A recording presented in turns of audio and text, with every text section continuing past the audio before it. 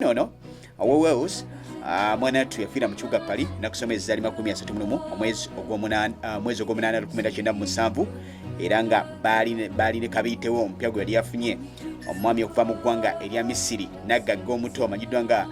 Dodi Fayed mutabani wa naggaga Misiri amanyiddwa nga Muhammad El Fayed era nga baali bava ku hoteli emu wali mu kibuga Paris era eyo omuvubuka oyo amanyiddwa nga Hotel Ratis gye baali bava era baatuuka ngenda kusomeza asatu omwezi ogw'omunaana 1997 nga bakozesa kanyonyi akapangise ke baali bagenze maaso n'okugenderamu nga baali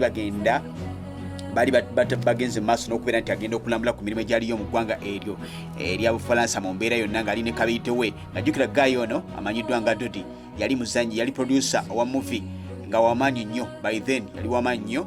naye ku bigambibwa nti ekyamuviirako okubeera nti babatugumbula ensonga za kuba nti buli olulangira mu ggwanga erya Bungereza lwali teruyinza kubeera nga lukkiriza omulamu Mumbejja owe Wales Prince Diana okubeera nti mwana wattu akazaala musajja omuyisiraamu ekyasinga ddala kubeera nti muwarabu n'obuyisiraamu kyekyaviirako embiranye senga osanga teyali nga si muwarabu era nga si musiraamu osanga Diana yaligenze maaso n'okuba nti alekebwa naye kasika bakitegeera nti omwana wa naggaga Muhammad El Fayed amanyiddwa nga Dodi Fayed naggaga yalina ensimbi ng'ate serebu nnyo mu nsonga za firimu yagenda maaso n'okubeera nti atiguka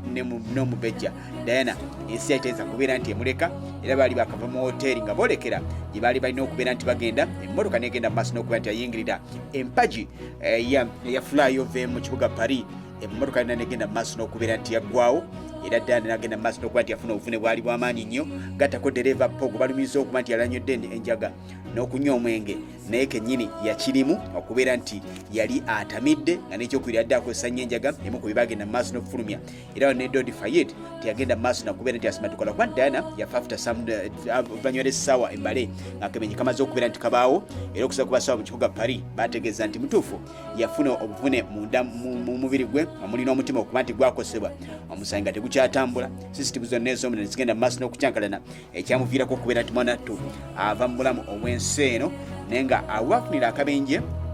baali bayingira agenza okuyita ettaawo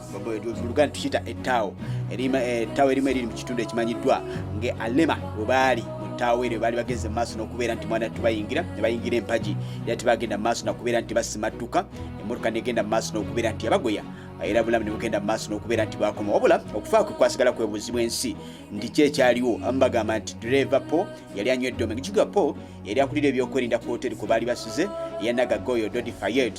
emanyiddwa nga Hotel Ratis yo baali mu kibuga Paris yali akulira ebyokwerinda era bamulagira gye emmotoka ya Benz agende maaso n'okubeera nti agivulubuna agende maaso n'okutwala abagenyi bano wabula nti yabatuusa ne bigenda maaso n'okubeera nti byaggweeraawo obulamu bwabwe ne bugenda maaso n'okubeera nti kati ensi ekyebuuza kituufu yafa mwenge kituufu bamutta busi okusa kumu ku byenageze maaso n'okuba nti nazudde waliwo ekitongole ekimanyiddwa ekya Secret Service kyali kikozesezza omusajja no Paul Henry okubeera nti ali mabegawo okubeera nti aketta Diana nonna gye yali agenze era nti eteekateeka yenna ey'okumutugumbula yali mwana wattu bamaze okugiteekateeka era nti olunaku lumu Diana yali agenda maaso n'okwogerako n'abamu ku bamawulire n'abamu ku bantu basinga okubeera nti agenda nabo n'ategeeza nti waliwo abaluli olulangira amweteekerateekera okubeera nti bamuteekerateekera akabenje agenda okubeera nti kamumiza emukka omusu jjukira bagenda maaso n'okubeera nti bamane mu divorce yali yakyenda mukaga divorce kye bagenda maaso n'okufuna waita omwaka gwali gumu gwokka ne bagenda maaso n'okubeera nti mwana wattu yava mu bulamu bw'ensi eno ekibuuzo ekyokubiri wabagamba nti omwenge pogo yali anywedde gwaviirako embiranye okuba nti akabenje kaaliwo